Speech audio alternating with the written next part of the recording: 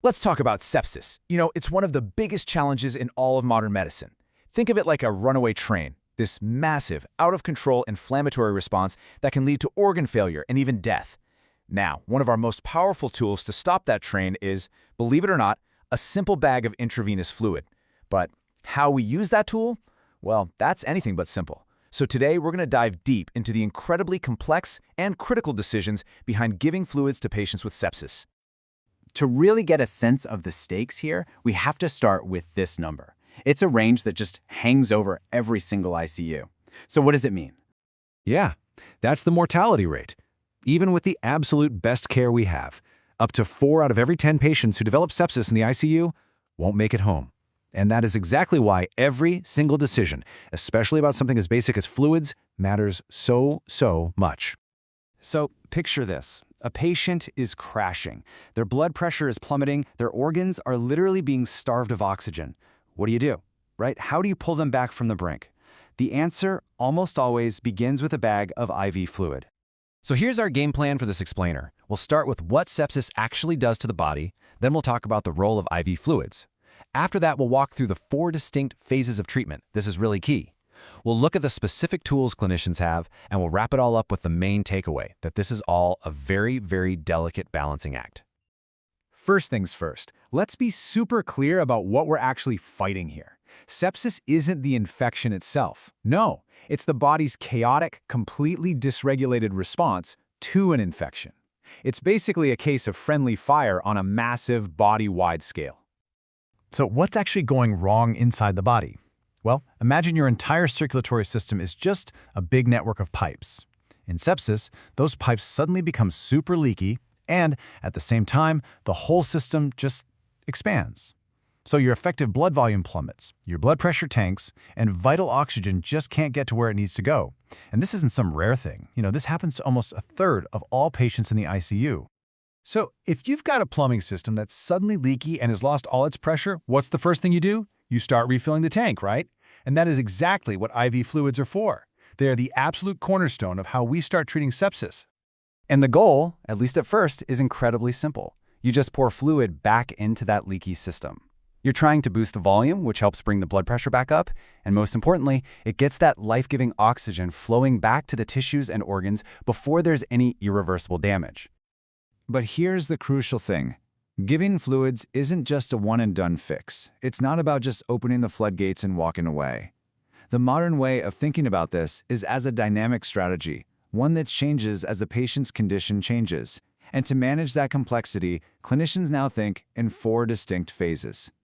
We kick things off with resuscitation. That's when the patient is in immediate danger. Then we move to optimization, where we fine-tune everything. Next up is stabilization, where the focus actually shifts to avoiding harm. And finally, there's evacuation, which is all about getting rid of the excess fluid we gave earlier.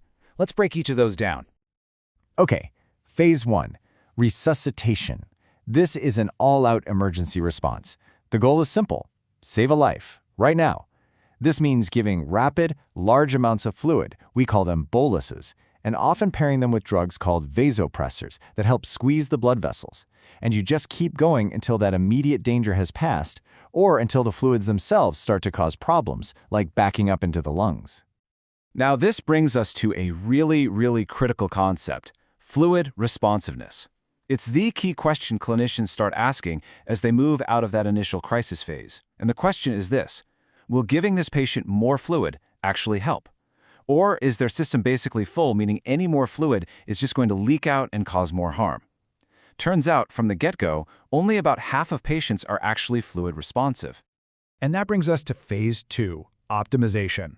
At this point, the patient is no longer in immediate peril, so everybody takes a breath and the approach gets way more cautious. Doctors will use different tests to figure out if the patient is still fluid responsive.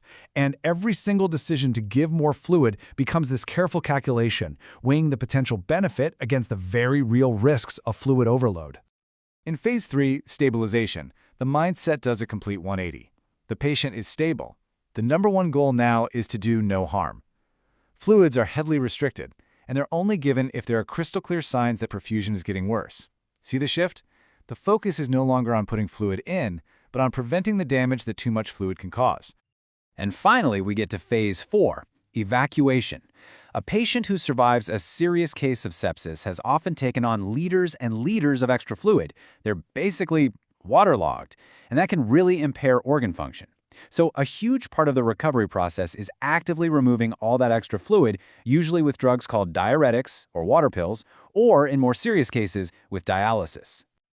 All right, so we've got the 4-phase framework down. Now let's get into the nitty-gritty, into the clinician's toolkit. What do the big clinical trials actually tell us about the 3 big questions? What fluid should we use? When should we give it? And how much? So for the what question, the debate usually boils down to 2 main choices: balanced fluids, like lactated ringers, or just standard 0.9% saline. For the longest time, people kind of used them interchangeably. But now, well, big recent trials are suggesting that the balanced solutions might be a little bit better, maybe causing fewer kidney problems. So the consensus is kind of shifting toward using those balanced fluids first. Now, while there might be some debate about those first 2, there is absolutely 100% no debate about this stuff. The source material is crystal clear. This class of fluids, called semi-synthetic colloids, was once thought to be better because it stayed in the blood vessels longer. But we now know from multiple huge trials that they're actually harmful. They increase the risk of kidney failure and death in patients with sepsis. They are just not used. Full stop. Okay, this brings us to the great debate. How much fluid should we give? Should we use a restrictive strategy, less fluid, more of those pressure-raising drugs earlier? Or a liberal strategy, more fluid up front? Well, 2 massive recent trials, Classic and Clovers, put this to the test. The result? Neither strategy was clearly better at preventing death. So the big takeaway here is that there's no single recipe. Care has to be tailored to the individual patient right there in front of you. And that really brings us right to the main takeaway of this whole thing. When it comes to giving fluids in sepsis, there is no magic bullet.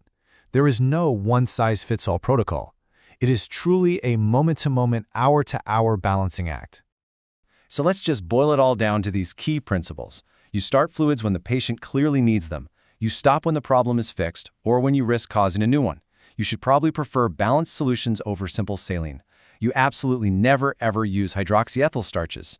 And always remember that getting the fluid off later is just as important as putting it on in the first place. That's really the essence of modern fluid management in sepsis. And this all leaves us with one final thought to chew on. The big, expensive clinical trials have shown us that the exact type and amount of fluid might matter less than we used to think. The real progress, it seems, is in understanding that fluid therapy is a dynamic process, not a static prescription. So maybe the future of sepsis care is less about arguing over what we give and much, much more about mastering the art of when to give it and, just as importantly, when to take it away.